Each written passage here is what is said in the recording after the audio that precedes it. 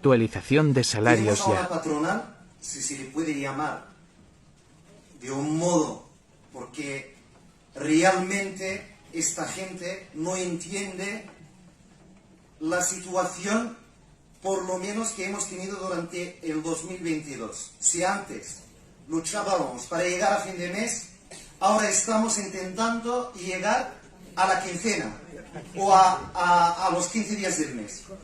Esta patronal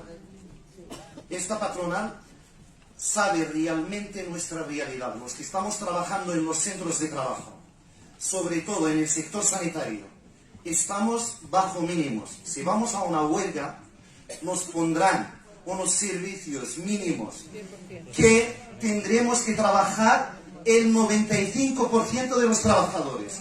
Y además, para convencer el resto, al 5% que queda por allí, es complicado, es difícil. Aparte de todo esto, quería decir a todos vosotros que nos han convocado hoy aquí a una asamblea, no solamente para valorar si es positivo o negativo esta propuesta de la patronal, sino también para proponer, y se trata de eso también. Y yo personalmente a la mesa me dirijo sobre todo a los dos sindicatos, pero a mi secretaria general de mi sector, que este 1,25, si no me equivoco, creo que es digno para que luchemos, por lo menos que nos lo pongan en las tablas salariales. Esta sería una propuesta inteligente por parte nuestra. Luchar al menos para que este 1,25% se ponga en las tablas salariales. Esta sería una propuesta inteligente por nuestra parte. Por lo demás, valorar. Yo no voy a decir si vamos a luchar. Seré el primero, obviamente, todas las huelgas que se han convocado. Personalmente he participado y hemos intentado convencer a la mayoría de los trabajadores de nuestros centros, pero la realidad es otra.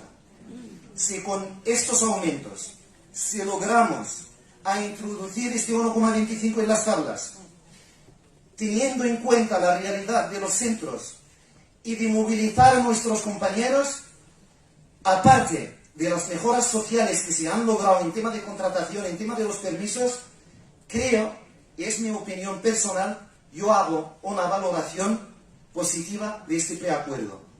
Y ojo, he dicho que he propuesto que al menos la mesa, en nuestro nombre, que este 1,25 de este año, del 2022, que se ponga en tablas. Esta es mi opinión. Muchas gracias y vista la clase trabajadora.